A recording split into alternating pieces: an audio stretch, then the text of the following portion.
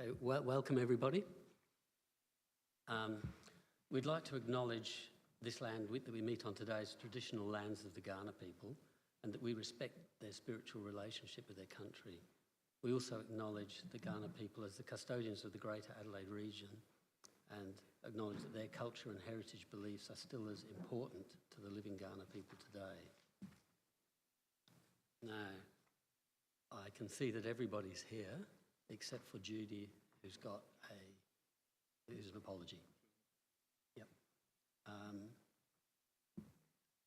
Are there any motions to grant leave of absence for future meetings? No? So, now, are there any declarations of interest? Anyone got any declarations of interest to declare? Nope. And we need confirmation of minutes, so is everybody happy with the last minutes?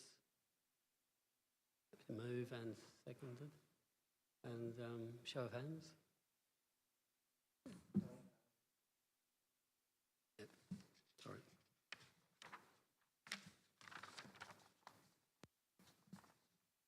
The first agenda item is exhibition themes for the next 2 years, some discussion on those. So I think just enter to you. Is that yours?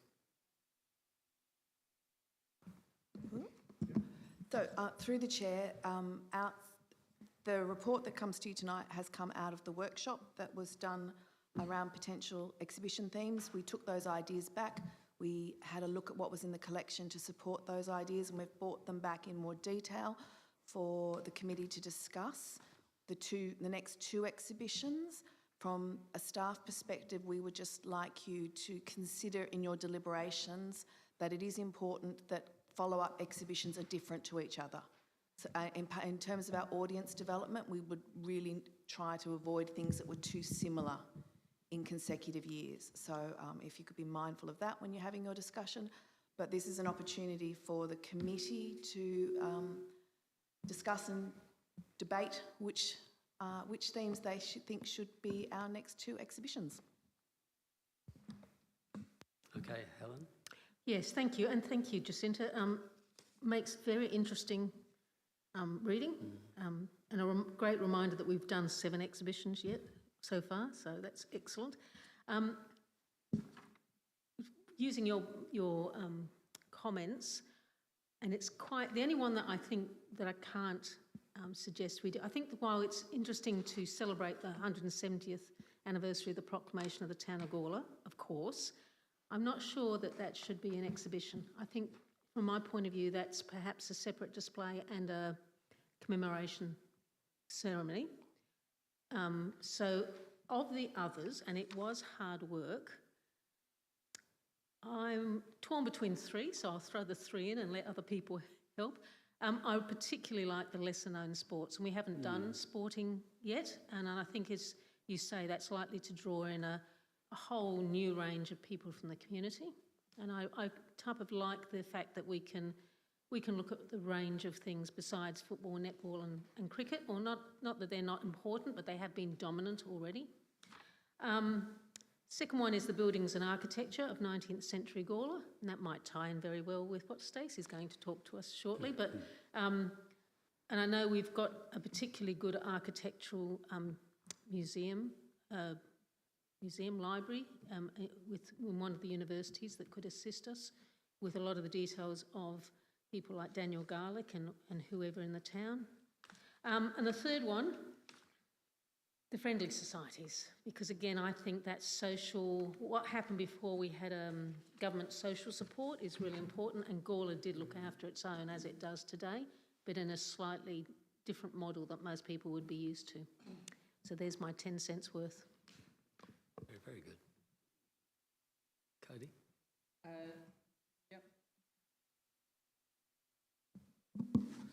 Yep. So, yeah, I agree about the 170th anniversary. Honestly, I think the 175th we should probably be more looking towards as a major celebration. But it is good to have each milestone.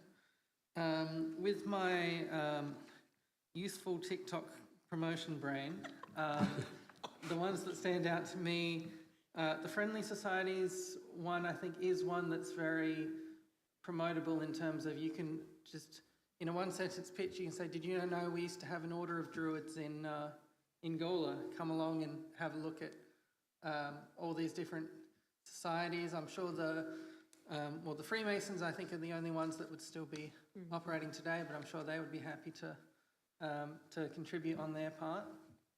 And the other one that I think could have a tourism potential, the public transport one, just because that is to be able to say, you know how Gawler used to have a tram going along the main street and that sort of thing.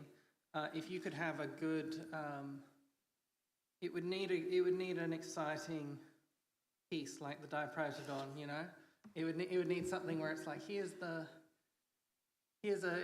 you know, simulate the tram or the horse or the tracks or whatever it is. But I think those are definitely ones that, from a marketing perspective, would be easy to promote. Oh, sorry, Deb.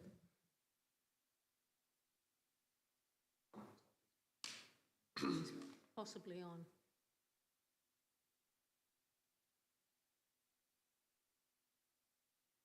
Green. Okay.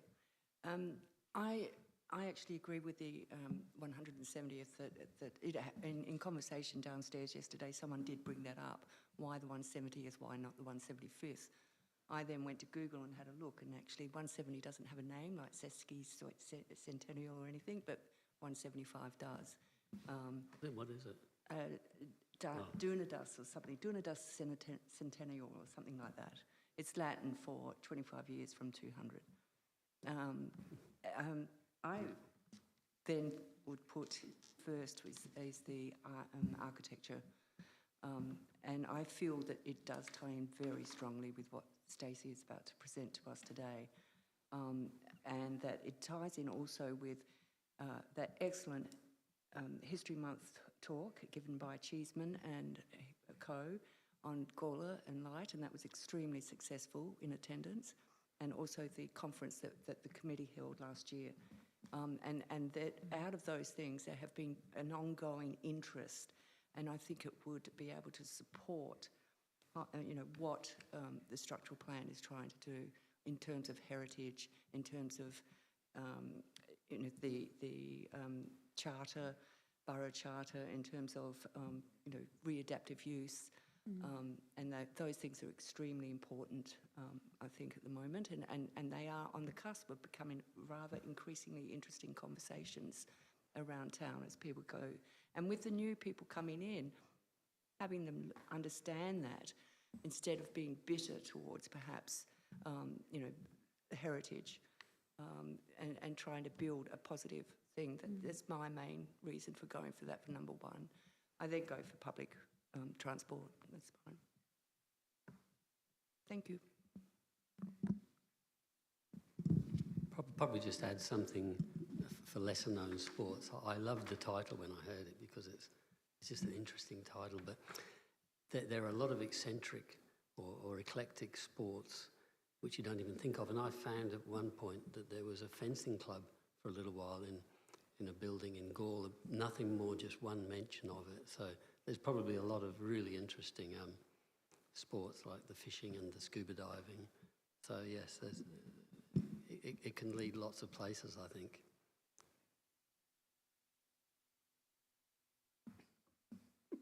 Any?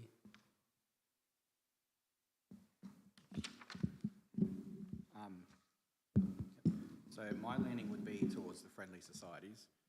I find it very interesting, and you're also bringing in the factor of conspiracy people, and that's a big tourism thing. But I think the public transport one would be the most interesting for people. There's a whole already established tourism industry to do with train spotting and people who follow that. But we could also tie into that Phoenix Plaza and the building of the trains here. And you could have a feature piece of something built by James Martin, and that would bring in that whole crowd of train spotters. That would be my preference. Anybody else? Sorry. Do you have a preference?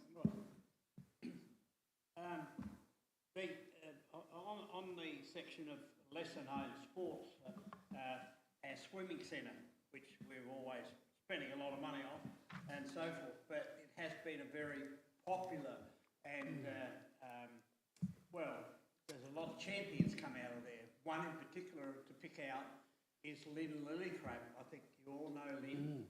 And she won so many gold awards in her day, and she trained every day at the pool and all those sort of things and so forth.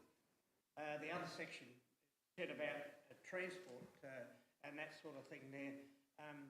How do you collaborate the information in doing these? Do you call the public together, or I'm just wondering because, you know, I'm thinking of the early bus services, you know, like the Windows bus service and Greg Harris and all those sort of things. And we all know about the fella called Teddy Orwood in his car that used to carry about 15 children to school every day. How he got away with it, I don't know. But I'm just wondering how you collaborate all of the information. The displays have been fantastic. Where you get the information from. So through the chair, the first thing we do is look to the Gawler Heritage Collection to see what's in the collection to support that exhibition theme, and that then identifies gaps, and then we do a broader speaking to the committee, and we put it out. We speak to the National Trust. We can speak to the Gawler History team, and then they have always generously given us a list of names of people.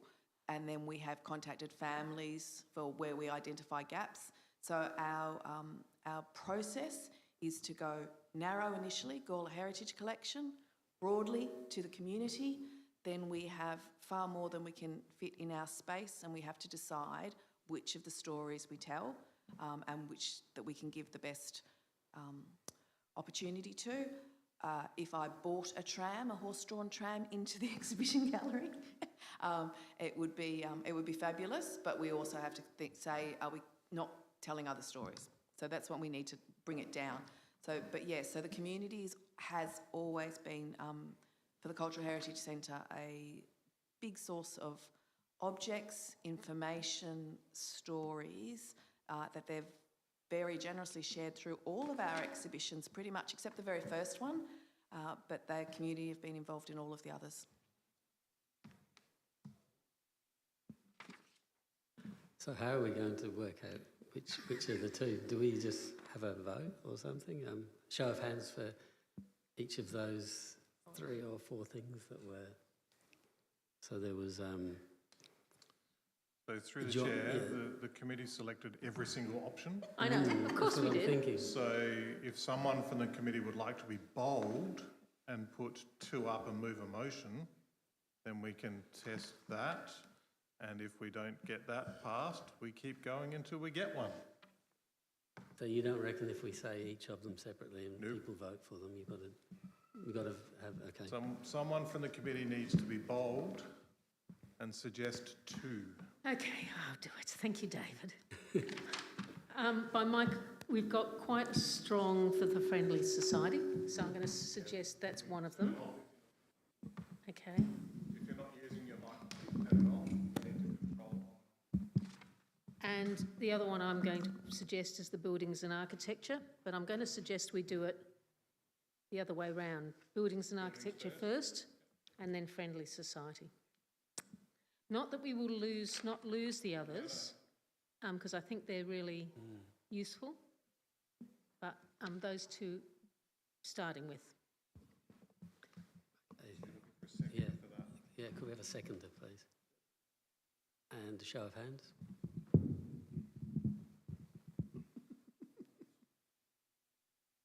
Right, we're voting on Buildings and Architecture and Friendly Societies. Those 4. Against? Sorry, Alan.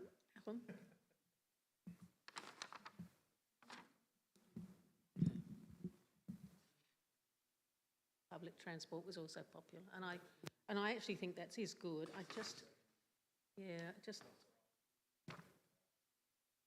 Yes, there are, aren't there? Just wary, we often get, not James Martin again, but I think we could have broadened it and looked at all the others. Like Brian's saying with the early 20th century transports, the introduction of the cars. So hard call.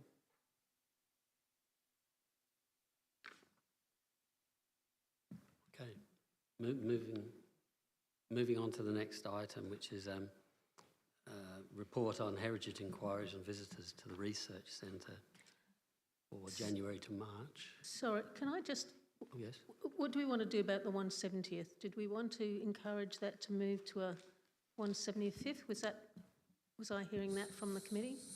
Through the chair, we can park that. We will do something for the 170th in a smaller format as part of our general practice.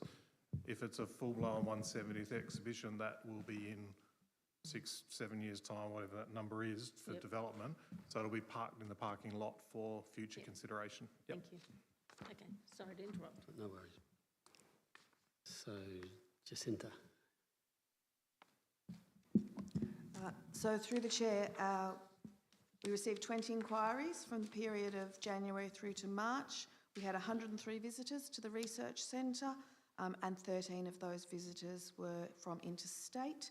The rest have postcodes where we were able to get them, so you can have a look and see those.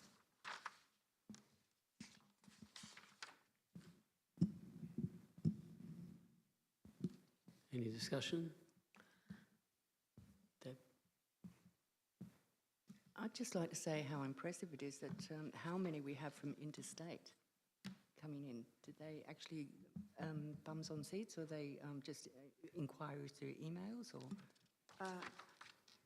So you've got the internal, external. Yes. Yep. So through the chair, we get email and telephone inquiries, and they're listed in the collection inquiries. But we also get visitors who come from interstate. So we had the 13 visitors, and they're active cultural heritage tourists. So they're looking for connection to family history. Sometimes they're looking for industrial history. James Martin and the foundries are a popular theme, so we do get people who are specifically here to explore that. So yes. Yes, Cody? So just in terms of the, is there any, so when you say house history, that was someone looking to find out the history of their house? Yes, so we get a lot of inquiries from people who've purchased older properties in Gawler, and so we can provide them with a house history based on a title search and anything we might have in the collection or the broader State Library collection that pertains to their house. And then it's predominantly family histories, so people know that their family were from here and they're interested in that. And then every now and then it might be something else from the Gawler Heritage Collection that they're interested in. Helen? Yeah, I just wanted again, thank you for indicating that we've got internal use as well. It's great to see that other parts of council use the Heritage Collection for clarity and accuracy in the work that they're doing. So I think that's to be commended. Cool. Would someone like to move? Deb? And second, Brian? And, show of hands.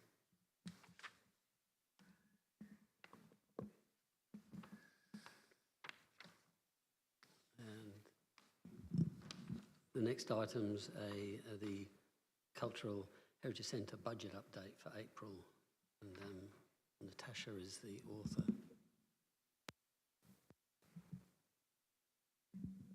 Thank you, through the chair. Just had a few minor comments in regard to the budget update report as at the end of April 2026.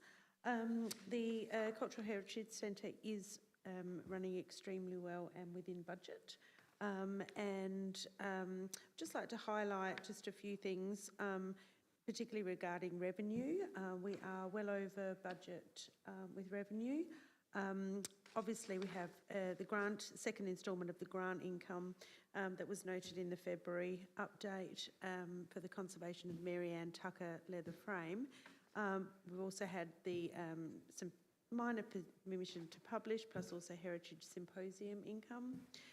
But we did also, let's say Jacinta and Petra from the team have been very busy with some bus tours that were booked through Endeavour Bus Tours, and they were charged for those tours of the Heritage Centre, Exhibition and Research Centre. There was two calligraphy workshops as part of Fringe.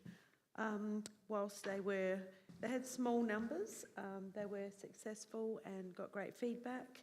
And then there was a very popular Art Lab flower making workshop. So that actual revenue far exceeded the expected budget, which is fabulous and a credit to the team. The only other comment, I guess, is the ongoing support from the volunteers. These hours just continue to help assist the team and a great contribution. We were able to give our volunteers, all of our volunteers at Town of Gawler, a bit of recognition at the afternoon tea during National Volunteer Week, so that was lovely as well. Helen? Yeah, can I just have some clarification on that bus tour? So I think what you said they were charged, but I'm going to guess that means that there was some money paid towards the centre from the bus tours. Yep, thank you. Okay. The other thing I wanted to highlight is the donation received from the late Councillor Kosh of quite a generous amount towards it, and I just again acknowledge the effort that Paul put in and his particular involvement with the Gawler Heritage Collection. Yeah, that was very nice to see, wasn't it? Okay, so, Cody. So just firstly, the Art Lab expenses for the time capsule, did that go into something separate?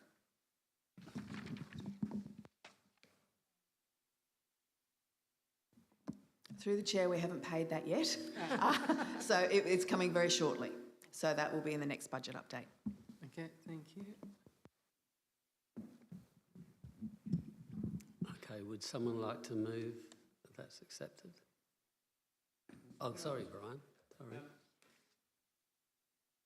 One night of a council meeting, there was an item came and I voted against it because I didn't understand it. Well, what have I done? Pressure. And that was where there was money changed or put over to events in this committee from the early Traders Association of $31,000. And like I say, I'm sorry, but I voted against it because I didn't understand it, but it actually indicated that it was for the Year of the Horse. And I'm just wondering, I don't see where that 31,000 is in there, but it was to do with the changeover of the Business Development Board and into the new board that is now existing. So through the chair, I can explain there is a small portion of that within the Heritage Centre budget. Other contributions received from the Gawler Business Development Group, $909. Oh, that was Symposium, sorry. I would say that's a Symposium. For the Firehorse event, etc., that was funded by the Gawler Business Economic Development Committee through the separate rate levy that was originally for the Gawler Business Development Group. Whilst the Cultural Heritage Centre supported that, it isn't a Cultural Heritage Centre function. It was a function of our economic development team, so the money was paid through the economic development budget, not through the Heritage Centre budget. So that sits with the Gawler Business Economic Development Committee, not with the Heritage Collection Committee. Hopefully that clarifies, Brian.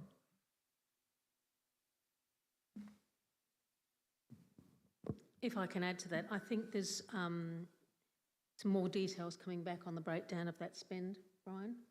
So that will be coming through fairly shortly, detailing, as you requested, what was spent on what.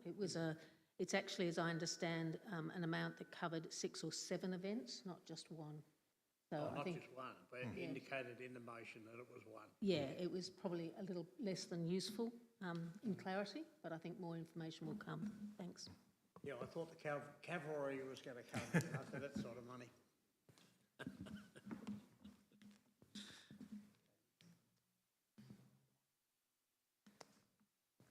Would someone like to move that we accept that report? Helen? And second? Deb? And show of hands? Looks good.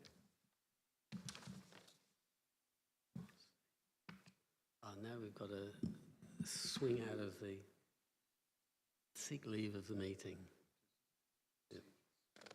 What he said, to suspend procedures. Show of hands. Show of hands.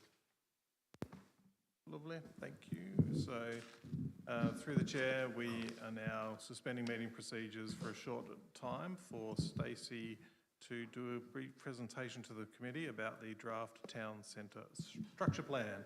We'll get the presentation on screen and Stacey/Sarah will control.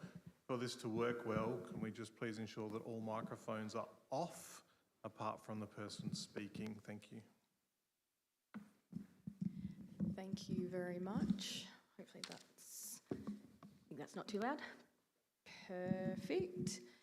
Thank you so much for having me.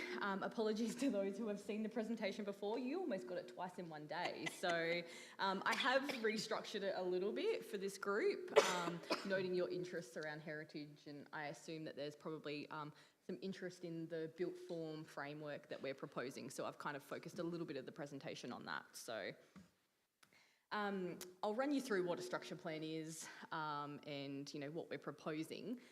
But really what I wanted to, oh, sorry, next one, Sarah, because I keep flicking it myself, but that's just my reference point. Oh, clicker. Fabulous. Yeah, that's probably the more. Excellent. Thank you muchly. So what I wanted to start with is why we're actually doing this project to start with. So as everyone's probably aware, the town of Gawler is growing and quite significantly. Our current population is around 27,000 at the moment, and we're anticipating upwards of 60,000 plus between now and potentially 2051. In addition to that, we've got our surrounding council regions that are bringing in an additional population catchment of 200,000 people plus. That's going to have an influence and an impact on the town centre, whether we like it or not. And that's obviously going to increase the demand for housing, jobs, services, everything in between, any type of activity that a town offers. And so what we want to do is help the Gawler Town Centre start to prepare now for what that growth and change might look like, so that essentially we can control that change for the to align with our vision and not have it kind of thrust upon us by ad hoc development or alternatives or increased traffic without having consideration. Might be sitting too far away. Oh, yep, perfect. Specifically to the town centre, Murray Street carries over 18,000 vehicles a day. We know that that's probably about 5,000 too many already right now. So we need to look at ways that we can kind of spread the traffic out across the network, and we'll show you how we're proposing to do that in a moment. We also have nearly 4,000 car parks across the town centre already. As part of this project, we're actually not proposing any new publicly funded multi-deck car parks. Instead, we're looking to better sign where car parks are available, we will investigate the potential for digital signage that's live, but what's important to recognise is that with any new development that is proposed, they will need to provide their own car parking. So there's not that there's no car parking, it's just it's not going to be necessarily paid for by council in the short term. We obviously have a number of state and heritage local places, as well as a number of representative buildings. And that's really critical to the town centre and really lends itself to the uniqueness and opportunity. We also have about 500 heavy vehicles that come down Murray Street every day, and we should actually have zero. Generally, those heavy vehicles ignore the signage, and so there's a piece of work around improving that signage and enforcement so we can prevent that moving forward. We also are quite a we're lacking a bit of greenery in the town centre. So if you exclude the river corridor, because that obviously overinflates the target, but if you look at the town centre core, and that includes Adelaide Road, we're looking at around 12% tree cover. We would like to introduce a target of 30%, and so the projects that you'll see today that we're recommending will help move us in the right direction to increase that tree canopy. And we only have 36 residential properties within the town centre, and I think from memory, looking at the ABS stats, we have less than that in people actually living in those properties. So if you walk around at night, in the afternoon, at dusk, and it's very quiet, that's generally because no one lives here. And we also have very limited visitor accommodation. So in terms of safety, activation, incidental activity, it's just not going to happen unless people make a conscious choice to come into the town centre, and that's something that we're looking at as well. So a structure plan, it's not a fixed document, it's not forcing council into a series of decisions. It will basically, if it is endorsed, it helps provide a guide for council over the next 10 years. This document's looking at the 20 to 30 year horizon, but we are realistic and we know that things will change over decades to come. So our focus is generally looking at a 20 to 30 year horizon, but delivering actions over the next 10 years in order to move us in the right direction. So it covers a lot, looking around land use, planning, built form, movement and transport, our public spaces, heritage obviously, and economy and activation, and they're all interconnected. What will come out of this and what we're hoping to influence is the next stage of projects that will roll out of this, which would look at changes to planning rules, some infrastructure prioritisation, and hopefully an integration into council's long-term financial plan, so we can actually move this from a pretty strategic document into something that can actually be delivered over time, I should say. So we start with the vision, and we wanted to keep it really simple. Our vision is Gawler Town Centre, the heart of the region.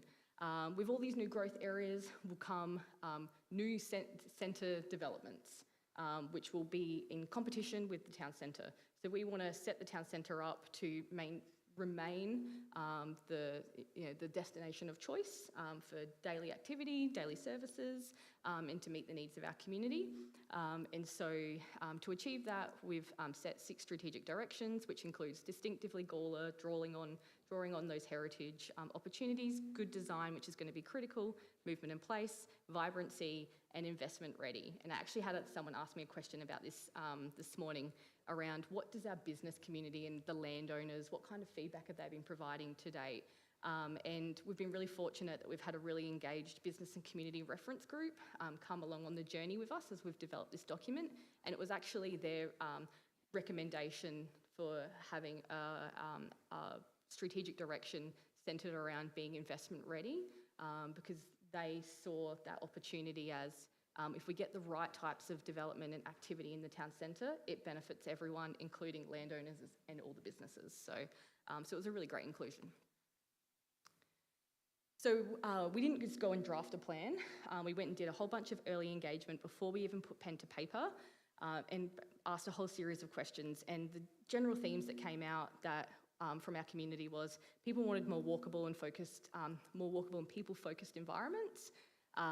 They wanted, I've put it all into the same bucket as a reimagined Murray Street and surrounding areas. What that included was close Murray Street entirely and make it pedestrian only, make Murray Street one way, make it two way, make it fast, slow it down, and kind of like everything in between. So what this project looks to do is hopefully go through all of that and also consider all the technical analysis that we've done and the background studies, and propose an option that we believe is the best kind of mix for the benefit of the broader community. Obviously not everyone's going to be a winner every time, but we're certainly going to try our best. People wanted better traffic and movement.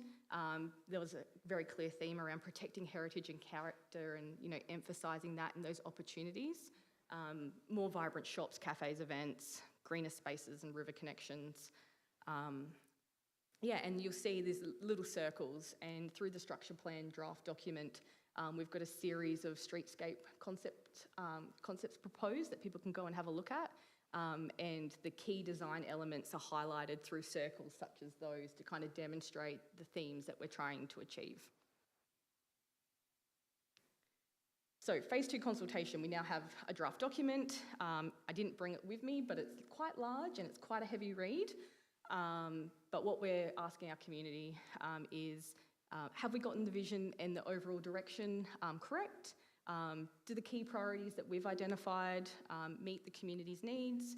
How does everyone feel about how the town centre might grow and change? And, you know, are there any opportunities or concerns with what we're proposing? What we're also doing, which I kind of touched on, is we're trying to, rather than do one really big, expensive project that's really risky and never gets up, what we're actually proposing to do is break it down into, I said 10, it's technically 9 with an overarching citywide project, but 9 smaller targeted projects that can be delivered individually and staged over time. So we're hoping it becomes a little bit more achievable.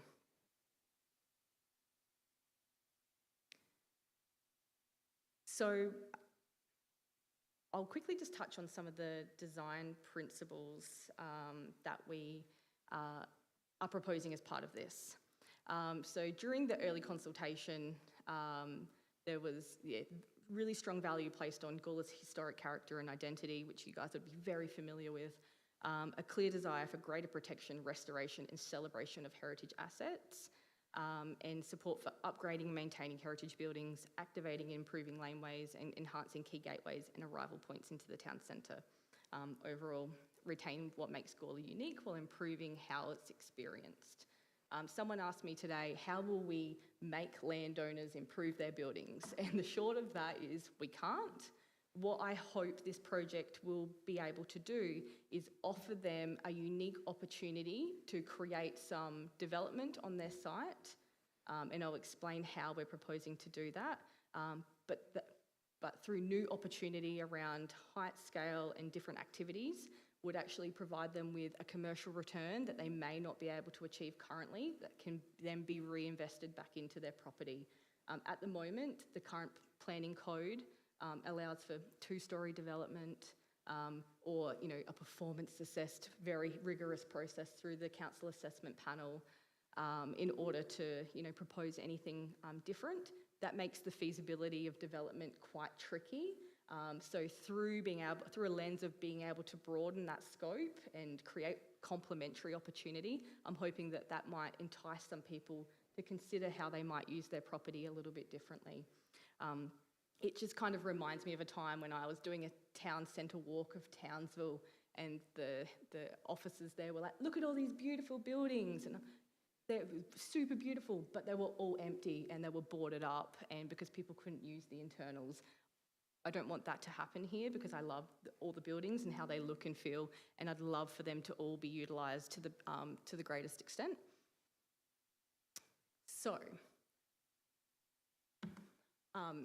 So we've got the early feedback. So we went away and had a look at, you know, what people were really interested in, and we engaged Phillips Pilkington Architects, which I'm assuming most people are probably familiar. Very good architects, strong heritage focused, and did a lot of the big background studies that are often referred to around Gawler. So we brought them in as part of our project team. They've gone through and done a very comprehensive analysis of the entire project area. They've looked at the heritage, they've done like an analysis looking at integrity, condition and utilisation, and they've basically given it a score out of 3 if it's a positive, a detractor or a kind of neutral impact. And then they've also then gone away and had a look at are their sites more suitable for redevelopment, adaptive reuse, if they've got representative characteristics that need to be enhanced, and they've provided all of those recommendations through to our team, who have then gone away and looked at some scenario testing to work out which sites actually might be suitable and what might that look like, and then also proposing how the design framework can support potential development on or adjoining sites that may have heritage characteristics or nearby, and how we can kind of have the best of both worlds, hopefully. So how that kind of looks like in real life. So there's a couple of different ways. So obviously on this slide earlier, up in the very small, I've realised, top right-hand corner, and it is in our fact sheets, so I would encourage everyone to go and have a look at those. There's basically 3 different types of heritage-related development: adaptive reuse, extending an existing heritage building, or an infill development opportunity where you might have the existing heritage in a brand new building kind of on top and stepped back, so you don't really see that it's there. So for the purposes of this example, this is more of a, the stepped back kind of newer infill one, but adjoining heritage in this instance. Or one's adjoining heritage, one is heritage, to show you how they would look. What's proposed is essentially that we're not looking to change the what's referred to as a street wall, which is basically if you're standing on a footpath and you're looking down the street, it's basically the walls of the buildings that you can kind of see in your periphery. We're looking to maintain up to 2 stories along key corridors like Murray Street. So when you're standing on Murray Street, it still kind of looks and feels the same. But what we are looking to propose is that in different locations, ranging from 3, 4 and 5 stories, depending on the size of the site and its location, you may be able to include upper levels, but they would have to be stepped back, designed in a manner that's suitable for that location. And essentially, if you were standing on the opposite side of the street, you might only be able to see the top 15, 20% of the building. It'd be just there, but you wouldn't really be able to see it. So it doesn't have that, it doesn't close you in by having super tall buildings straight at the street along the frontage, because that would be a little bit overwhelming. It's probably a little bit Unley-esque to give you a visual point of something currently happening in Adelaide. So as you can see with the kind of renders, so the bottom square is actually the Spenless Shoes site, for example. Not a heritage place, but is adjoining, obviously, the Gawler Arms.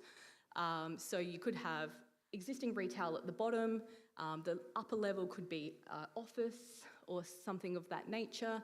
And then in this scenario, it has a 3rd story set back a little bit further, which could be another office, it could be a residential apartment or some visitor accommodation, it could be an extension to the existing Gawler Arms facility, for example. The benefit of that is you don't really necessarily see that it's there. You can bring in some greening. It also increases activation by having more people in the city, and it also increases safety by having eyes on the street. And that's something that's been brought up time and time again, that people don't necessarily feel safe. And they were like, oh, I don't want to have to walk to the car park because it's too dark and I don't like it. Well, if there's more people around, you're always going to feel safer in that scenario more often than not, hopefully. And then, in the example at the top, very similar concept, but just proposed on a heritage place, and it's gone, wrong way. Yeah, there we go. So you'll see in the top corner, very similar concept where it's 2 stories at the facade and then step back for potentially some smaller style apartments. So we have a series of diagrams that kind of help demonstrate the built form framework that we're trying to achieve. So as you can see on the left-hand side, you'd have like your row of existing heritage places, and then you would actually have any type of new form infill development stepped right back. A perfect example of this, and you'll see it in, if you have a look online, we've got all of the concept renders to kind of show what's possible. The Piles building is an excellent example of that, where they have this kind of empty backyard, grass, dirt kind of patches that are very underutilised and only lends itself to a certain number of activities because it's adjacent to a car park as well.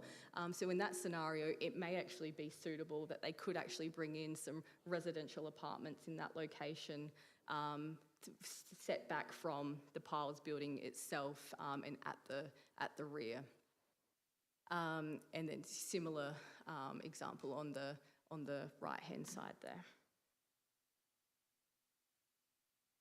So this is the picture on the left is kind of showing that very basic way of saying if you're sitting at Chibo on the opposite side of the street and you look up and you can only just see some of the design criteria also make sure that the design of the buildings also don't overshadow key areas like Walker Place, parks, particular streets at particular times of the day, just to make sure there's still that exposure to sun, because we don't want a big, dark, cold town centre either. And we've been talking about car parking as well, so how do we actually design that?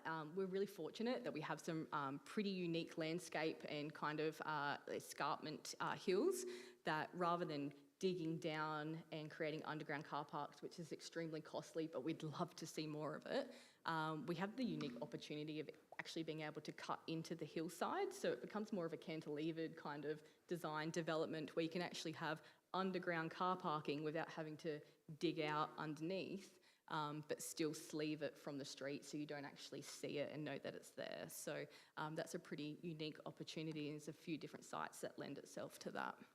Obviously, if someone wants to come do underground car parking, we'll absolutely support it. So, well, I would, but you might have to talk to the development assessment team. So here's some just before and afters of what's possible. So as you can see with Murray Street, looking at widening the footpaths, bringing in more greening, you can see a sign, some new signage and wayfinding on the left-hand side. That would include not only directional, but opportunities for storytelling and interpretive signage, which I think would be a really great addition to kind of improve some of those existing signs and bring in new stories. And then we hope that with council's contribution to the streetscape, the adjoining landowners might look to, revitalise their own buildings. As I mentioned, we had a raft range of suggestions around Murray Street in particular. And I didn't want people to just assume that we just chose the option that we liked the most. We actually went away and tested it. So you'll see on the right-hand side is this high change option where we actually went away with the consultant team and said, let's actually have a look at what does a one-way configuration look like with angled car parking as suggested by a large number of the community. So we went and had a look at it. It looks phenomenal. Who doesn't want to sit there? The widest footpaths you've ever seen in your life, and outdoor dining opportunities, but it's more than double the cost of anything else. It also then restricts emergency vehicle access, public transport, and just had a range of other considerations that just generally doesn't lend itself to the best choice as a recommended outcome. So we've opted to recommend the medium change option, which is probably the best of both worlds, where you get a little bit of a wider footpath without the significant higher cost of the high change option. So we've got High Street, which looks at if the adjoining building came to us and said, hey, we want to do development of our site, which that's the medical centre, for example. What does council think about that? We'd go, oh, maybe we could help facilitate that. If you spend this money, we might then go away and invest in improving High Street. We do want to make High Street potentially one way, so we'd love to get feedback on that. And that's largely to support a cycle pathway. Because at the moment you kind of see people fighting it out on Murray Street or on the footpath, and it's a little bit scary, and I don't know how many people I'd like riding down there as we get busier. So we're looking to bring some of those cyclists onto High Street and then creating a better cycle connection through the town centre, kind of creating a missing link to the existing networks. What that also does on the other side is it creates a wider footpath, which at the moment, if you're in a wheelchair or have a pram or a gopher, you absolutely can't use High Street unless you go on the road, which I do see people do quite frequently, and it's very scary. So yeah, a couple of good opportunities there. And we also get to underground the power lines, which are great. This one here's Victory Square, where Zambreros is. Not significantly different really, but you put an upper story, you put some outdoor dining, we'd widen the footpath in that location, and you'll kind of notice that there's actually a pedestrian crossing here. This is the corner of obviously Todd Street, Murray Street, so we went out and did some pedestrian counts to see how many people were walking around at different times of the day. In 4 15-minute sessions, I saw 80 people cross the road at the end of Todd Street because they were mostly going to ANZ Bank. There's no pedestrian crossing there. It's a bit scary. You've got a bus lane, you've got a right turn lane, you've got heaps of vehicles moving at fast speed, and it's really just an accident waiting to happen. So we've actually proposed a dedicated wombat crossing there.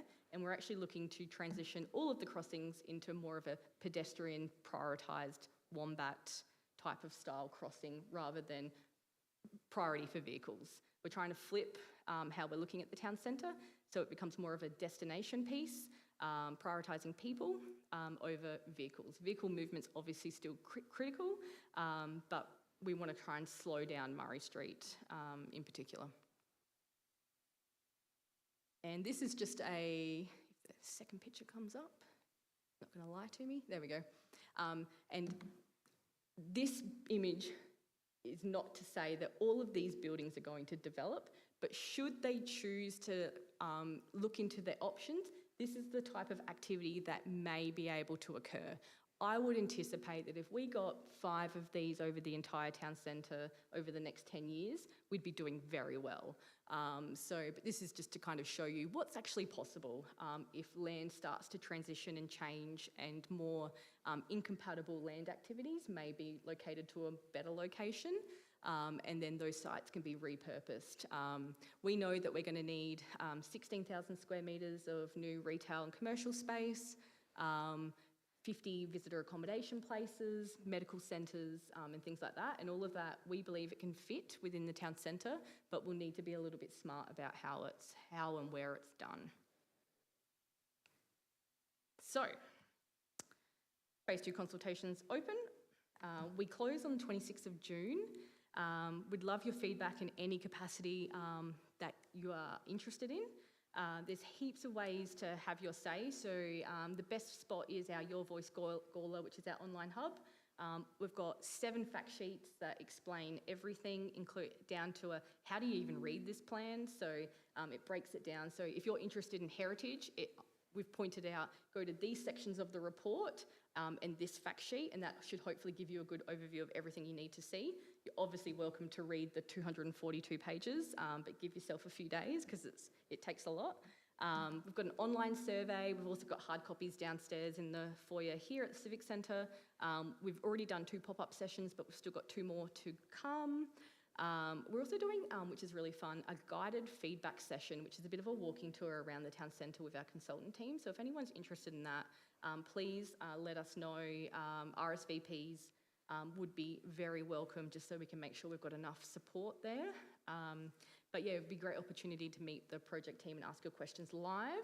I'm also coming out and talking to all of the council groups and other groups, doing presentations like this and getting feedback. And I'll accept submissions in any way, shape or form that you would like to do it. So email, online, letter, hand-delivered, posted, give me a call, we'll note it all down. So the only thing that we're not accepting is social media comments. So, because that's just hard to keep on top of. So obviously what happens next, we get the feedback, we analyse it, there'll be a full report. The early engagement report's already available on the Your Voice page should you be interested. We'll go away, have a look at the plan, make any necessary changes. We'll present that to council for consideration. Hopefully we'll do that in August. And then if we do receive endorsement, we essentially move into implementation and start some of the next steps. On my project list that I'd like to do first is signage and wayfinding strategy, and to commence the planning and design changes in order to facilitate some of these outcomes. We'll obviously notify anyone who does put in feedback about how it's been considered, and then we'll continue to liaise with our community. And that's it. Thank you so much. Just gave you a lot of information, I apologise. So, I'm happy to take any questions, or I don't want to hijack your meeting because I know that these things can go on, but really happy to be led by you guys.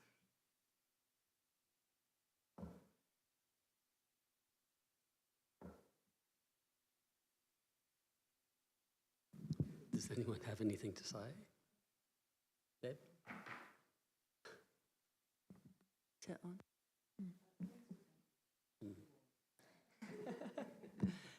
Hello. Thanks for coming in and explaining all that. It was a lot of information, and I've had a bit of a look at it online. It's a great thing to see is happening in Gawler. Thank you.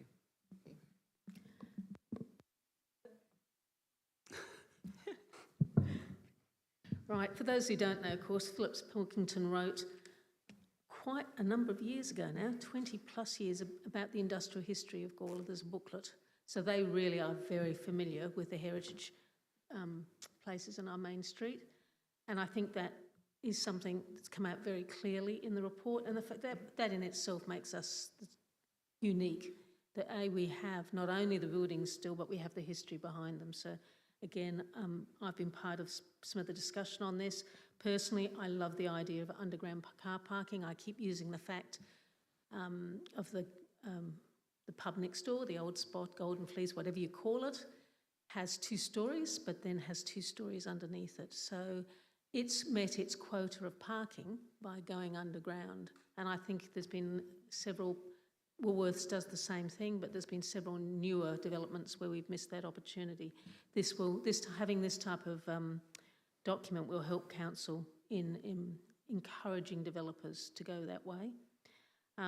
The residential properties, I don't know specifically, but 100 years ago we would have had 4 or 5 times that amount of people living in the main street. Every shop owner lived above or behind the property, so it's great to see that coming back in. And the other one that particularly excites me is the river connections, because those businesses that face on to Julian Terrace really have an opportunity that I think now will start to be taken and will connect in with our bike path, walking bike path, and places like Apex Park and Goose Island. So I think it's really positive. I'm looking forward to the final outcome, but I've filled out the survey. It's a very straightforward and simple way to do it, so I'd encourage people, if that's all the time you can do, there's plenty of free text boxes that you can put. It's not just a yes-no type situation. You can put your thoughts there. Thanks. I would just say that the first section of the online survey, there's 3 questions, is the only thing that's mandatory. So if you're interested in only answering questions around the heritage questions, go and do that. Would absolutely love it. If you want to complete the whole survey, entirely up to you. Thought I'd just flag that because sometimes people go, oh, I don't have time. So, yeah. Cody. Yeah, no, thanks, Stacey. This is, I think, my second time hearing this presentation, but I liked the exciting extra bits since it went to the Youth Committee a couple of weeks ago. I think the street wall is an interesting concept that I think some heritage-minded people might need to sort of wrap their head around a bit to understand why a 3-storey or 4-storey building could be completely invisible from the main street. But one good example, I think, is actually the people now realise there's a 3-storey car park next to the Target because the building in front of it's been demolished. And they say, oh, that was there, wasn't it? And that's just what happens when there's not the building directly in front of you. You can see a whole lot of other stuff. So I think, yeah, that's one that I know the councillors had to work through, is the understanding about the, because the scary concept of becoming multi-storey on the main street, but it actually can be viable in a lot of ways that maintains our heritage. So thank you for that.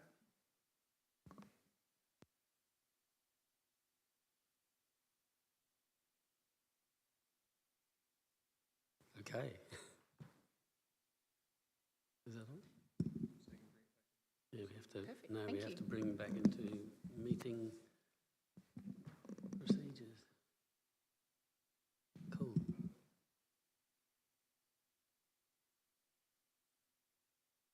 And we have an item that's always seems to be listed for discussion, which is management plan, and it just seems to get, which I think is going to happen here, isn't it? It's just going to get. So through the chair, now that we've completed the installation of the new exhibition and the History Festival, the next 6 months is the time of the year where we move to those procedural matters, the plans, the reviews of policies and so forth. Okay. Any questions without notice?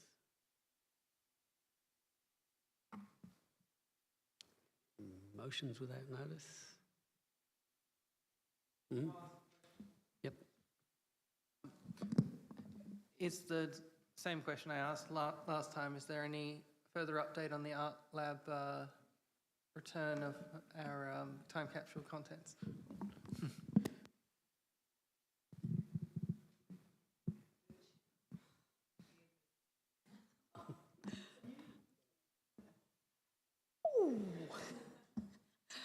Some of us are short, can't even see the light. Through the chair, I've received an email from Art Lab that they are making the box, which is a really good indication. So I'm expecting it to be back in the next few weeks. Okay. Yeah, moves it along. So we've got questions without notice, motions without notice. No, and next thing is closed. Thank you. All done. And the next meeting is 13th. Thursday.